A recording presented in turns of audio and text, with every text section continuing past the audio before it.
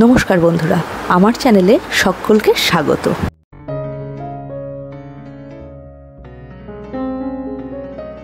যারা ভিড়ভাট্টা থেকে দূরে একটু দুটো দিনের ছুটি কাটাতে চান তারা কিন্তু একবার অবশ্যই আসতে পারেন পুরুলিয়াতে।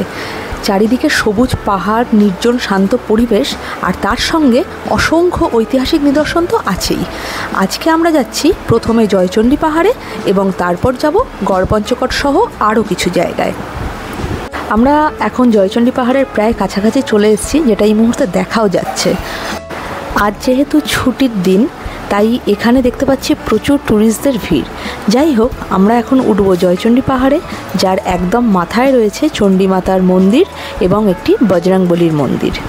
এই মন্দিরে উঠতে হলে পেরোতে হবে মোটামুটি 520টা মতো সিঁড়ি।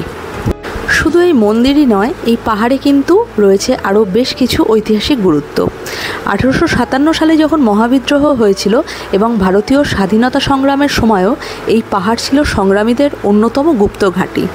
এছাড়াও হীরক রাজার দেশে সিনেমা, যা সত্যজিৎ রায়ের এক অনন্য সৃষ্টি, তার শুটিংও কিন্তু এই পাহাড়েই হয়েছিল। এই পাহাড়ে ওঠার সিঁড়ির প্রথম ধাপগুলো প্রথমে ছোট হলেও যত ওপরে উঠেছি ততই সিঁড়িগুলো ছিল খাড়া, তাই একটু কষ্টও হচ্ছিল। কিন্তু সিঁড়ির দুদিকেই অনেক বড় বড় গাছ আছে, অর্থাৎ একটু বিশ্রাম নেওয়ার মতো জায়গা প্রচুর আছে। এরকমই এক জায়গায় বসে একটু লেবুর শরবত খেয়ে আমরাও একটু জিরিয়ে নিয়েছিলাম, কারণ এখানে মোটামুটি গরম ভালোই পড়ে গেছে এবং আজ রোদের তাপও ছিল প্রচণ্ড। এতগুলো সিঁড়ি ক্রস করে ফাইনালি উঠে এসেছি একদম ওপরে, কিন্তু একটু হাঁপিয়ে গেলেও ওপর থেকে কিন্তু ভিউটা খুব সুন্দর। আমি দেখাচ্ছি ওপর থেকে নিচের ভিউটা কীরকম।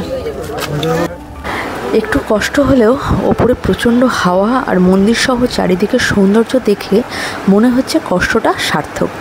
এখান থেকে একটা জলাশয় দেখছি, যেটার শেপ একেবারে হার্টের মতো। ওপরটা সত্যিই খুব সুন্দর।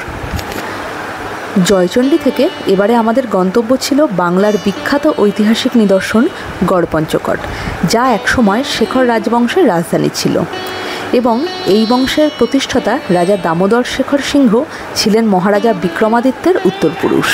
রাজধানী হিসাবে গড়পঞ্চকোটে প্রায় 30 জন রাজা বংশ পরম্পরায় রাজত্ব করেছিলেন, কিন্তু 1750 খ্রিস্টাব্দের পর এখান থেকে রাজধানী স্থানান্তরিত হয় এবং এই নগরী এক পরিত্যক্ত নগরীতে পরিণত হয়, যা আজ আমাদের সামনে শুধুই এক ধ্বংসাবশেষ।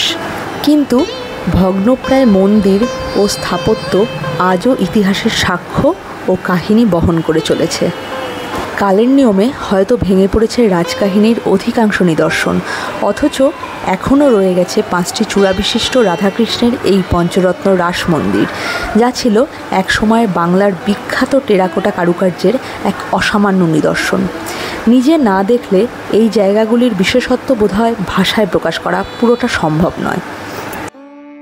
ঘুরতে ঘুরতে দুপুরের লাঞ্চটা যদি আপনারা গড়পঞ্চকোটে করতে চান তাহলে অবশ্যই আসবেন চারুলতায়, কারণ আমরা দুপুরের লাঞ্চটা এখানেই করেছি আর খাওয়ার দাওয়ারের মান এখানে যথেষ্ট ভালো।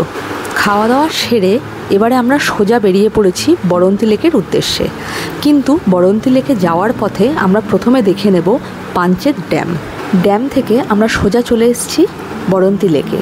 শুনেছি এই লেকের জলে ডুবন্ত সূর্য দেখতে নাকি খুব সুন্দর লাগে, তো আজকে সেটাই চাক্ষুষ দেখে নেওয়ার পালা। শোনা কথা যে খুব একটা মিথ্যে নয়, সেটা এখানে এসেই বুঝতে পেরেছি। ডুবন্ত সূর্য দেখতে খুবই সুন্দর লাগছিল। যদি জলটা একদম পরিষ্কার হতো তাহলে হয়তো এই দৃশ্যটা আরও মনোরম হতো। গোধূলির রাঙা আলোয় চারিদিকটা খুবই সুন্দর লাগছিল। সন্ধে প্রায় হয়ে আসছে এবং আকাশে চাঁদ এবং সূর্য এখন একসাথে অবস্থান করছে, তাই এটা আরও সুন্দর লাগছিল দেখতে।